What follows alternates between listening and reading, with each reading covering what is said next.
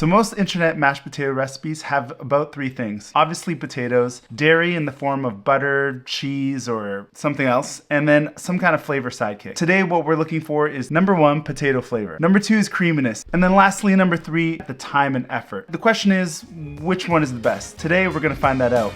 Welcome to the culture of cookery. Before we start this experiment, who do you think is gonna win? Let me know in the comments down below.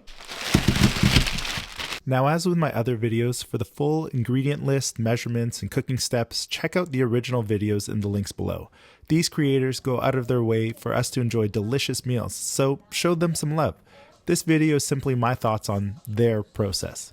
Now, instead of boring you with all the peeling footage of 4 different recipes, we're going to take for granted that all these recipes will be starting out with Yukon Gold potatoes and will require them to be washed and peeled. Sounds good? Good.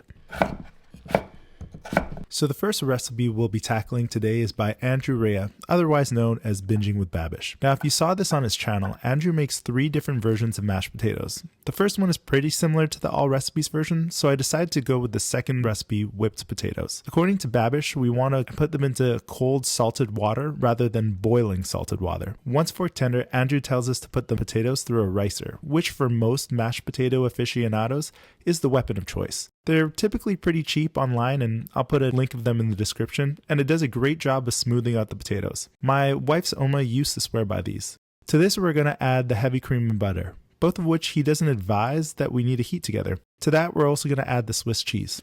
Now in his video he grated the Swiss cheese, but the reality is that cheese is pretty expensive in my part of the world, and in our family it's not super popular. So I decided to buy some slices at the store and chop them up. Please no hate.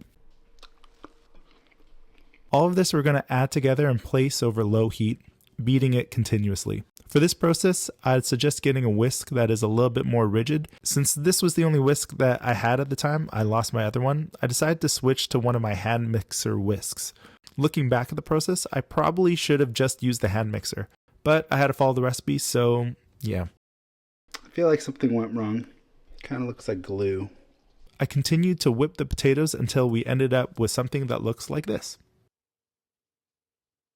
Had a reflection, and this is way too close to my face. There's a lot of dairy in this, a lot of butter, and a significant amount of cheese. If you are dairy intolerant, this could probably kill you. So, heads up. Okay, let's get the awkward transition out of the way. Obviously, this is a little bit later. My hair is cut, I'm wearing a different shirt, and it's because life is busy. So for this recipe, we're going with the classic all recipes recipe. All recipes is both the most viewed and also the recipe with the most ingredients. As far as technique, all recipes approach is a no fuss, accessible, and likely what you're most familiar with when it comes to making this classic dish. After peeling your Yukon Golds, cut them into smaller pieces and throw them into cold water, bringing them to a boil. As the potatoes cook, we prepare the rest of the accoutrements. This recipe is unique in that it is absolutely, unashamedly garlic forward. While the other 2 recipes that we delve into have you boil the garlic with the potatoes to kind of take the edge off, all recipes recipe embraces that sharp, pungent taste and simply minces the garlic before tossing it raw into the mash. After the potatoes finish boiling, we're going to add a bunch of chives and cream cheese. This will likely give our mash a kind of sharp but savory finish, a flavor profile which I think is an absolute win. So the closest thing that I have to a masher is this dough cutter. It should do the trick. I mushed the potatoes and mixed them together with all the other elements just as the video said, and this was the result. What do you think?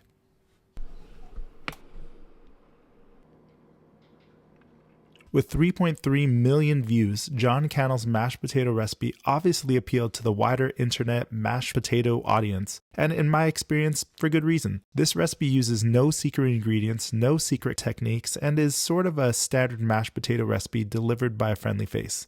John, please be my friend. In John's recipe, he dries the potatoes in the pot after boiling them to fork tender. This is a step that is additional, and it's supposed to prevent waterlogged potatoes. Now, with none of the other recipes adding the step, this is also a noticeable difference. When it came to mashing the potatoes, John calls for the use of a ricer, though when we look at the recipe, it kind of looks like a masher. Now, since this looks more like a masher and less like a ricer, I defaulted to the handy dandy pastry cutter, continuing to mash till smooth and then season it with salt and pepper. Voila. Adam Ragusea's recipe was the most technique-driven, which consequently took the longest time to make. Adam utilizes a cooking technique adopted from Hess and Blumenthal, where you sort of set the starches in the potato by parboiling it for around 10 to 20-ish minutes.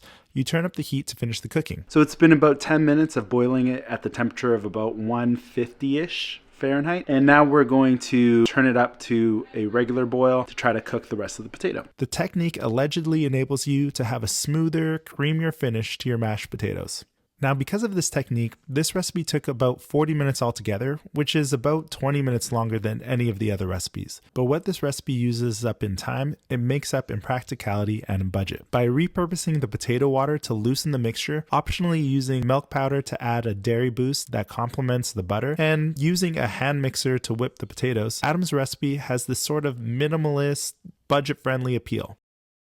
So these green onions have been sitting in my fridge for a little bit, looking a little tired, but still usable. Adam finishes his mash by mixing in some rough chopped green onions, which kind of verges on the Irish mashed potato take, Colcannon, and I'm actually not mad at it. It should also be noted that Adam doesn't season his boiling water, but opts for seasoning to taste at the end. Kind of interesting. And there it is, Adam Ragusea's mashed potato.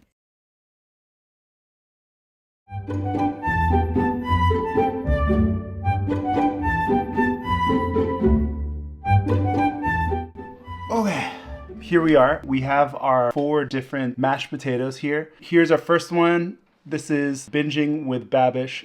Looks creamy and delicious. Let's try it. Okay, I'm getting the smoothness. It is probably some of the smoothest mashed potato I've had in a very long time. It is very dairy heavy, and you do get a really sharp, like, I don't know how else to describe it. You get a really sharp, like, tinge because of that Swiss cheese. It's pretty strong. Do I hate it? No. I actually really enjoy it. I think that's a nice addition. As far as potato flavor, I'm gonna be honest, it's not strong in potato flavor. I really get a lot of that Swiss cheese. Creaminess. It's spectacular. What I will say though is it's kind of borderline gummy. You can almost chew it. Is that something that you want? I don't know. The time and effort. I think the thing that takes the most effort is the whipping process. So using the whisk. I imagine you could use like a hand mixer to speed up that process. I don't see why that wouldn't work. Binging with Babish. Not too shabby. Next up is the all recipes. This one utilized butter, Parmesan cheese, cream cheese, and then had you just throw minced garlic straight into the potatoes without cooking it. That could be fairly powerful and pungent. We're about to find out. Okay. I would definitely say this tastes more potatoey than this. However, this one also is tart, but because of the cream cheese. Every other bite, I get like a sharp punch of uncooked garlic. I don't really get the notes of Nope, there's a note of Parmesan. As far as the old chives that I threw in, they're there for color, I guess. I don't really get a huge onion burst from that. Potato flavor is there. I feel like it's taking a back seat to everything else that's on there. So as far as creaminess, pretty standard, not overly creamy. As far as time and effort, this one, nothing spectacular or necessarily different had to take place to make this happen. So far, I would say I like the all recipes a little bit more than I like the whipped potato. Next up is Preppy Kitchen. Stop coming at my eyes. We have cream, we have butter, and we have garlic. That's pretty much all that there is in this one. And this one, like the Adam Ragusea one, you throw the garlic in with the potatoes as you're boiling them. And it's supposed to kind of create this subtle garlic taste. Let's see what it's like. Oh, wow. So the thing that I will say about this one, Preppy, what's his real name? Alan? John Cannell. Good dude. You're a good dude, John Cannell. The thing that I really appreciate about this one is the potato flavor is 100% shining through. Very potato forward. The garlic plays a backseat to the potato, unlike in this one where the cheese was most front, and this one where the cream cheese and the garlic was at the forefront. John Cannell's is right on there. I get the potato and then I get the garlic. It's subtle, it's rich because of the dairy, it's smooth. This one did not use the ricer. So actually, go back, watch the video. He has this thing that he's like jamming down the potatoes with, and he calls that the ricer. I thought this was a ricer. I don't know. You check out the video. Let me know in the comments below. So I just used the masher and a little bit of potato chunk. This is not going to be like a Michelin star potato, but is this the like kind of potato that you're going to use at a Christmas dinner or a Thanksgiving dinner? 100%. This is on top for me right now. I really like that one. So John, you're up at number 1 here. Wow, that's fantastic. That's really tasty. Okay. Last one. This is the Adam Ragusea mashed potato. Adam uses a kind of different technique where you kind of blanch the potato in the water. And off the bat, there is a noticeable difference of smoothness that I'm seeing here. Let's give this a try. This is the Adam Ragusea mashed potato.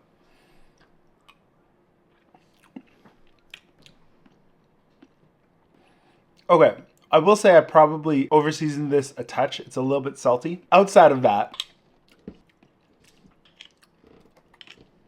after tasting them all back to back, there is like a fluffiness that this potato has and a lightness. Maybe that's the better way to describe it. Not necessarily a creaminess, but a lightness that the other 3 don't. And I think that's in part due to the technique of that blanching. He kind of goes through all the science of it on his video, so again, video in the description down below. It could also be due to the fact there's a little bit less dairy in that he doesn't really use milk. He uses the potato water. So I think as far as potato flavor, now this one is now back at the top here. It's almost like it's reversed order from how I started eating it. Potato flavor is more potatoey. Again, he uses the same technique as the Preppy Kitchen one where the garlic is boiled with the potatoes. I really like that because it's more subtle and less sharp. In Adam Ragusea's, he also just uses the hand mixer, which I think produces a really creamy light potato. Mashed, ricered, maybe incorporating air. Again, not as smooth, but lighter. I don't know if that makes any sense. Here's the one caveat. I really like this one, but it does take a little bit more time with the blanching period of about 20 minutes and then cooking it through at a higher temperature. Would I do that to get this result? Probably. You're spending a bunch of time making the rest of the meal anyways. Outside of that one technique, everything else is pretty straightforward. Hit it with the hand mixer and it's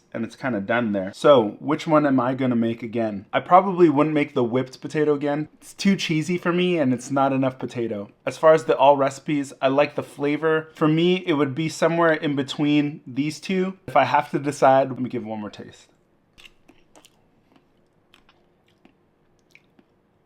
It is neck and neck. I think I would lean more to the Adam Ragusea. Yeah, I really can't say much bad about this. That is a really delicious mashed potato. So there we have it, folks. As far as the best internet mashed potatoes between these 4 contestants, the award for best mashed potatoes, in my humble opinion, we'll have to go to Adam Ragusea for the fluffiness, for the subtle garlic hit, and for that really forward potato flavor. It takes a little bit more time to make, but in my opinion, that's actually probably worth it. Remember that good food is meant to be shared, and I need to find a way to get rid of all this extra mashed potatoes. Anyways, see you later. Have a good one.